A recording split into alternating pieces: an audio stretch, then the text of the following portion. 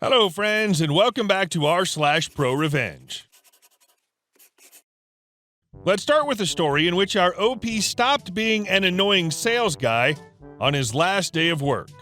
But before we begin, don't forget to subscribe to our channel if you're new here and turn on notifications so you don't miss a new video every single day. Here we go. Cancel your account? Sure, done. So years ago, I worked for an incoming call center where I specialized in the retention department of a popular satellite radio company. Well, I absolutely hated this job through the whole 5 months I was employed there, and I especially hated when I genuinely knew people wanted to cancel, but I still had to go through all the bullcrap trying to keep them. It was also common for people to call and request to cancel, but they didn't really want to cancel, they just wanted a cheaper rate. You guys know how it goes. So my last day, I didn't put in my 2 weeks, had a job lined up for the following Monday.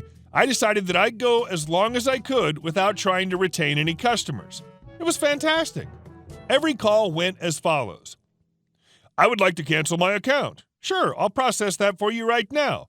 Okay, your account has been successfully terminated and a credit of X dollars has been returned to the card on file, etc., etc.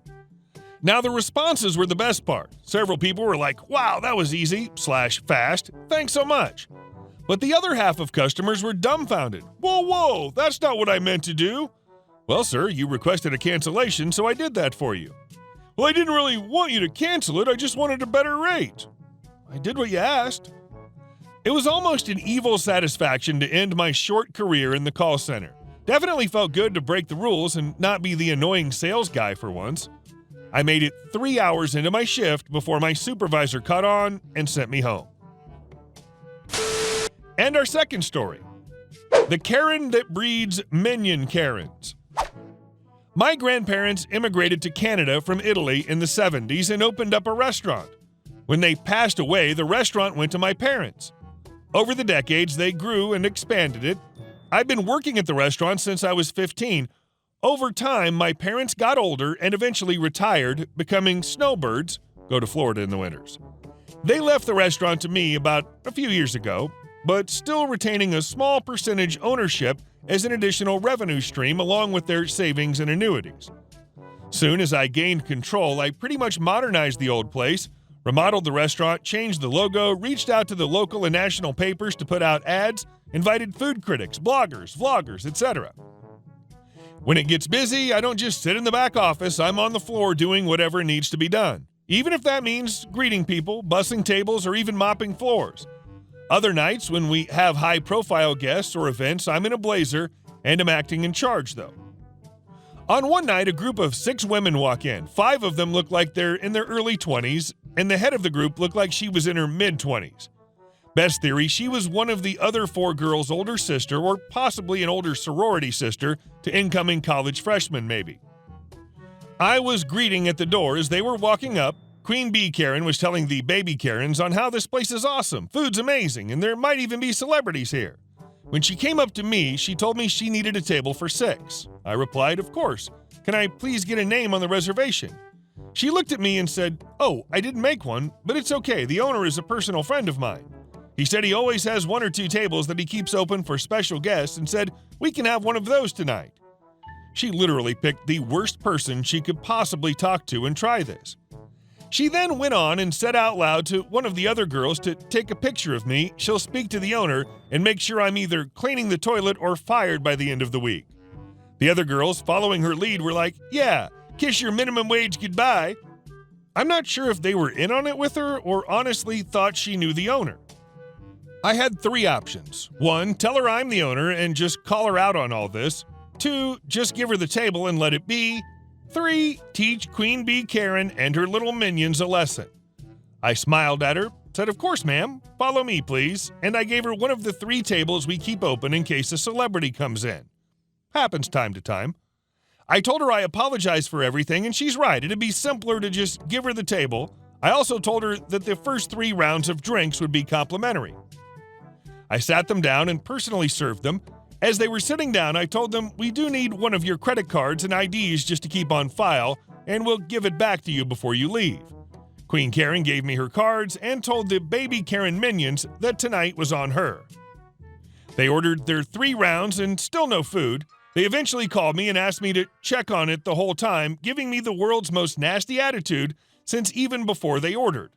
I told them I'll check on it, but also asked if they'd like any more drinks.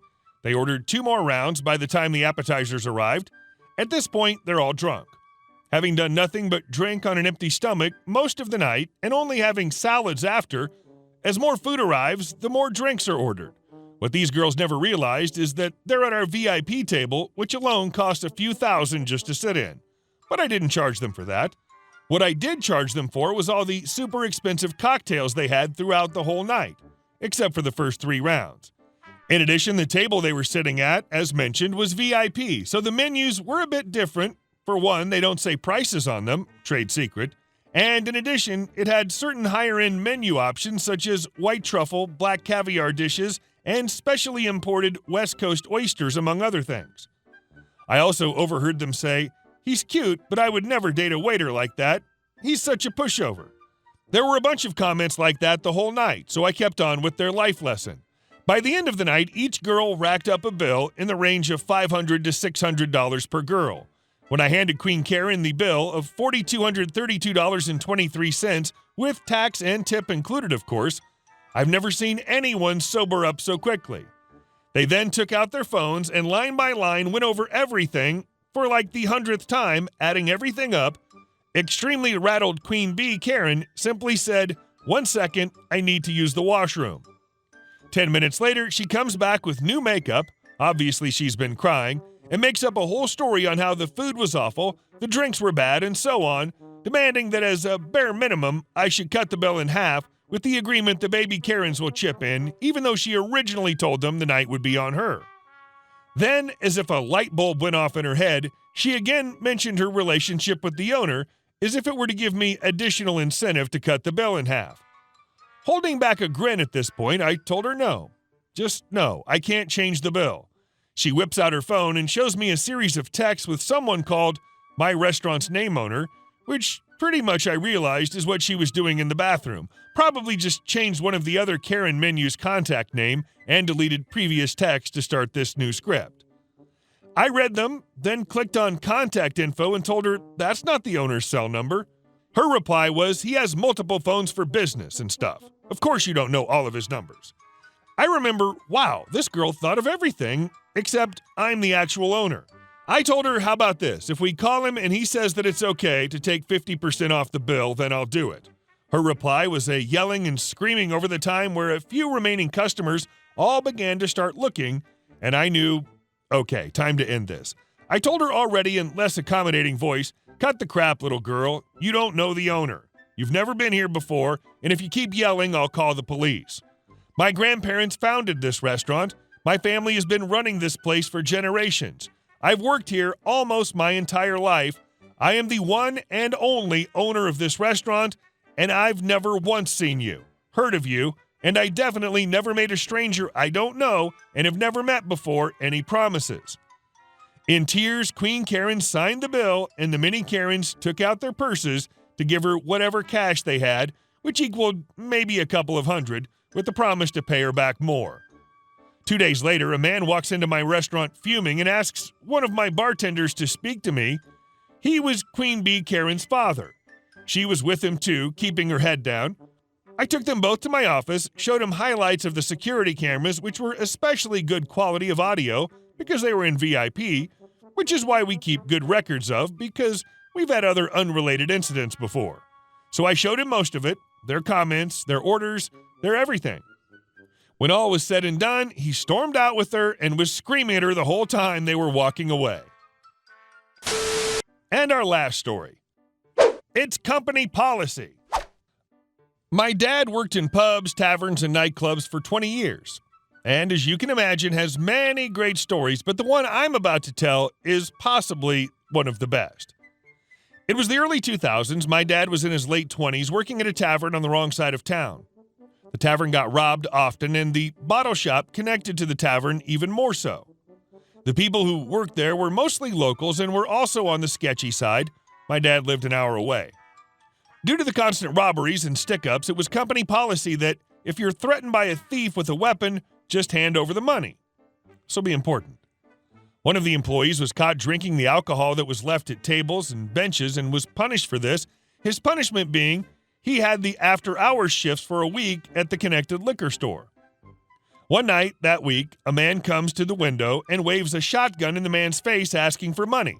Because it was after hours, most service stations and liquor stores have a window rather than entering the store. I don't know if this is just an Australian thing, so I thought I'd clarify. The employee opened the till and emptied it into a paper bag and gave it to the thief. The man then got back in his car and was about to drive off when the employee shouted, "Wait! There's way more money in the safe. I'll go get it for you." He then emptied more than $10,000 into this guy's car. All of this was caught on security footage, and the insurance company did an investigation. The guy kept his job because, as he told everyone, it's company policy to give them all the money, and that's what I did. Safe to say, however, he didn't finish his week doing the after-hours shift at the bottle shop. Hey guys, thank you all for watching the video. I'll see you in the next one.